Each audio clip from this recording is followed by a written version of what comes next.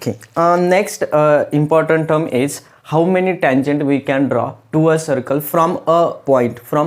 अगर हमारे पास एक ही पॉइंट दिया है, let consider here we have a point P. तर या पॉइंट पी मधनं आपण किती टँजंट्स ड्रॉ करू शकतो? आता आपण बघितलं की tangent means the line which touches to the circle at a single point, एक ही पॉइंट पे वो इंटरसेक्ट करेगी. तो अगर हमने ये लाइन ऐसी ड्रॉ की जो कि पी पॉइंट को इंटरसेक्ट करके पास हो रही है, इस लाइन को अगर हम टँजंट बोलेंगे.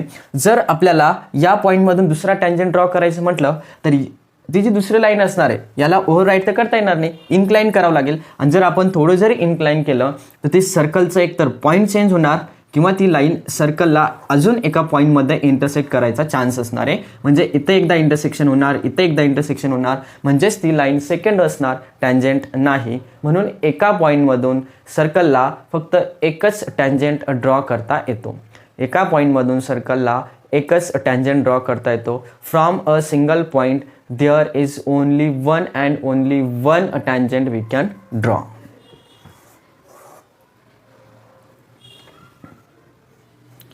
Okay, now next one is एका सिंगल सपोज हा एक टँजंट आहे, या टँजंटला सर्कलच्या या साईडला एक आणि एकच पॅरलल टँजंट ड्रॉ करता येतो. तसे एका सर्कलला इन्फानाइट टँजंट ड्रॉ करता येतात, प्रॉब्लेम तो नाही आहे. पण एका पॉईंटमधून एकच टँजंट ड्रॉ होणार आणि या टँजंटला जर पॅरलल टँजंट ड्रॉ करायचं असेल तर तोही या साईडला येणार आणि तो एकच असेल. कारण दुसरा टँजंट ड्रॉ करायचं म्हटलं तर ती इन्क्लिनेशन येईल, मीन्स तो क्रॉस करावा लागेल. किंवा जर आपण अजून एक ड्रॉ करायचं म्हटलं तो मध्ये जाणार, म्हणजे तो दोन पॉईंटला इंटरसेक्ट करणार. म्हणजे एका टँजंटला दुसरा पॅरलल टँजंट ड्रॉ करायचं म्हटलं तर तोही एकच ड्रॉ होणार आहे. नेक्स्ट, आता सपोज हा आपण मी या पीला तुम्हाला सांगितलं की काय म्हणतात, point of contact. Point of P काय असतं? पॉइंट ऑफ कॉन्टॅक्ट असतं. आता सपोज या सेंटरवरून जर मी या पॉइंट ऑफ कॉन्टॅक्टला जॉईन केलं तर ही जी सेगमेंट असते ती काय असते की या टँजंटला परपेंडिक्युलर येते. या टँजंटला काय येते? परपेंडिक्युलर येते. याचाच अर्थ काय? Radius is perpendicular to tangent किंवा tangent is always perpendicular to radius. Radius is perpendicular to tangent, tangent is perpendicular to radius. Radius is perpendicular to tangent, tangent is perpendicular to radius, and that is known as tangent theorem. That is known as tangent theorem. That is known as tangent theorem. याला काय म्हणतात? tangent theorem म्हणतात. Radius is perpendicular to tangent and tangent is always perpendicular to radius.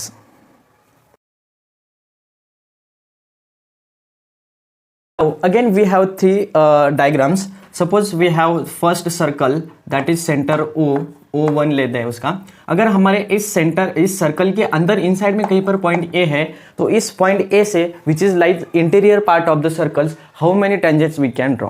आता या पॉईंटमधनं जर tangent draw करायचं म्हटलं तर कुठेही ड्रॉ करा, तो सर्कलच्या दोन पॉईंटला इंटरसेक्ट करणार. म्हणजे जर पॉईंट इनसाइड द सर्कल असेल then we can not draw any tangent to the circle which is passing through that given point. जर सर्कलच्या इनसाइडमध्ये पॉईंट असेल तर टँजंट ड्रॉ करता येणार नाही, त्या पॉईंटमधून पास होणारा. ओके, नाउ अगर we have a point lies on the circle, अगर सर्कल पर कोई पॉइंट लाई करता है तो उस पॉइंट में से हम एक यूनिक टैंजेंट ड्रॉ कर सकते हैं. ये ऑलरेडी हमने देखा था. अभी हमें जो देखना था वो ये है, अगर कोई पॉइंट पी है which is lies exterior part of the circle, अगर सर्कल के बाहर कोई पी पॉइंट है तो उस पी पॉइंट से हम उस एक पी पॉइंट से सर्कल को दो अलग अलग टैंजेंट्स ड्रॉ कर सकते हैं, जो कि एक इधर जाएगा एनपी दिख रहा है और दूसरा आएगा PM. म्हणजेच आपल्याला या एक्सटर्नल पॉईंटमधून सेम सर्कलला दोन डिफरंट टँजंट्स ड्रॉ करता येतात. आणि यामध्ये सगळ्यात इम्पॉर्टंट कन्सेप्ट ही आहे की या सर्कलला ड्रॉ झालेले हे जे दोन टँजंट्स आहेत ते बाहेरच्या एक्सटर्नल पॉईंटमधून ड्रॉ केलेले आहे, तर या दोनही टँजंटची लेंथ इक्वल असते. म्हणजेच जो की NP आहे, NPची लेंथ MPला इक्वल असणार. MPला काय असणार आहेत? म्हणजे ह्या ज्या दोन सेगमेंट आहेत NP and MP both are congruent or equal. म्हणजे हे दोघं कसे असणार आहेत? इक्वल असणार आहेत. Let's see the tangent segment theorem. मी आता तुम्हाला कन्सेप्ट सांगितली की एक्सटर्नल पॉईंटमधून ड्रॉ केलेले जे दोन टँजंट्स असतात, एक्सटर्नल पॉईंटमधून आपल्याला दोन टँजंट्स ड्रॉ करतात आणि त्या दोन्ही टँजंटची जी लेंथ असते, ह्या ज्या दोन सेगमेंट आहेत या दोन्ही सेगमेंटची लेंथ इक्वल असते. तर त्याला प्रूव्ह करण्यासाठी आपल्याकडे जो थेरम आहे त्या थेरमचं नाव आहे टँजंट सेगमेंट थेरम. तर याच्यामध्ये गिवन आपल्याला पहिले लिहायचं आहे गिवन. आता या सेगमेंट टँजंट सेगमेंट थेरमचे स्टेटमेंट काय असणार आहे? The tangents drawn from the external point of the circle are congruent. Tangent आहेत यांची जी लेंथ आहे ती काय असणार आहे? इक्वल असणार आहे. गिवन काय? Circle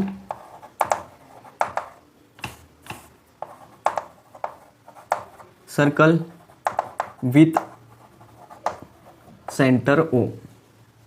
We have a circle with center O.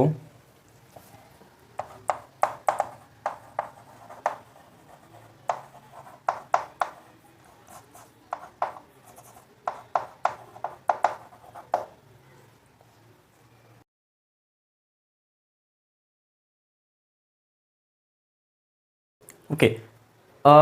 कुठले थेरम प्रूव्ह करताना मस्ट इम्पॉर्टंट असतं की we have to draw a diagram must असणार आहे, त्याशिवाय मार्क्स मिळणार नाहीत.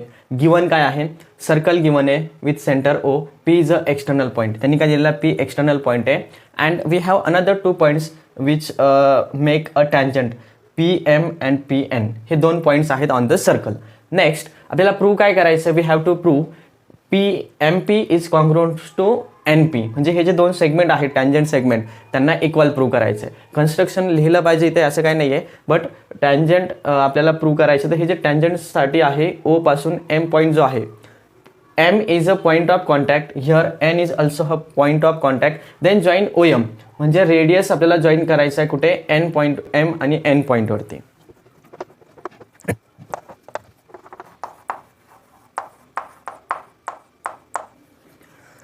Okay.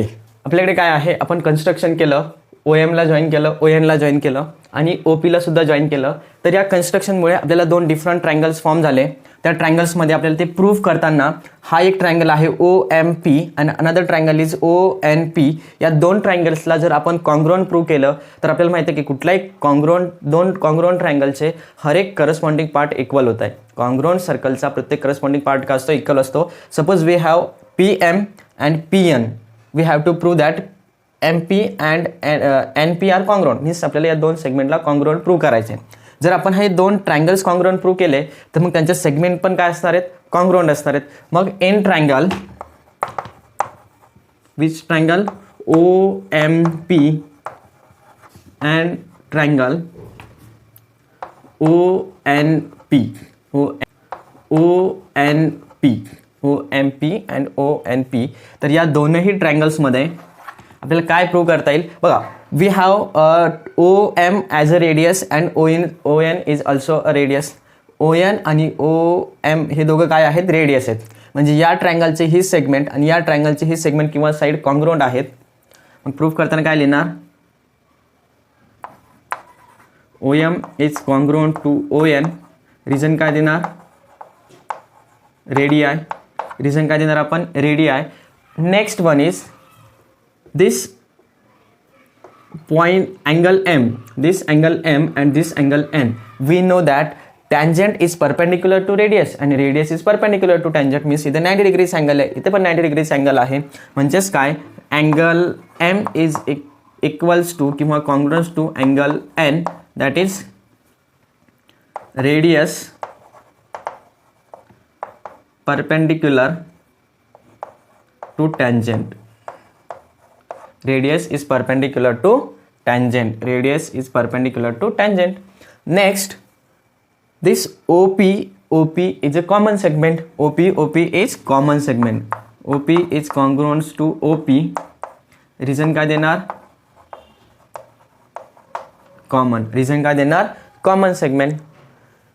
By now we have one right angle, and if this M is a right angle, then this triangle is a right angle triangle. This triangle is also right angle triangle. Then OP is a hypotenuse. OP is a hypotenuse. आणि जर right angle triangles मध्ये hypotenuse equal आहे, एक side equal आहे, and one angle is a right angle, then we can say that triangle OMP is congruent to triangle ONP by hypotenuse side test. hypotenuse side test जी आहे ती काय सांगते, if one hypotenuse is congruent, one side is congruent in a right angle triangle, then these two triangles are congruent. if these two triangles are congruent, जर हे दोन triangles congruent असतील तर त्यांचे करस्पॉन्डिंग पार्ट पण इक्वल असतात. Then आता angle तर इक्वल आहेत पण आपल्याला प्रूफ फक्त साईड करायचं आहे. आपण ऑलरेडी OP, OM आणि ON इक्वल दाखवलं आहे. We have prove that this OMP triangle and ONP triangle are congruent. Then we can say that their corresponding parts are also equal. Therefore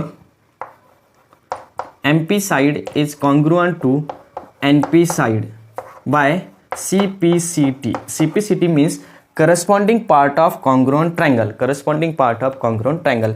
It means ये theorem क्या था, tangent segment theorem.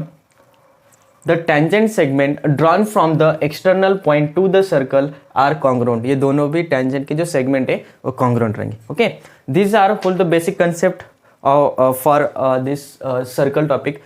याचे आपण basics बघितलं. आता आपण काय करणार, याचे क्वेश्चन्स बघूया नेक्स्ट व्हिडिओमध्ये. ओके.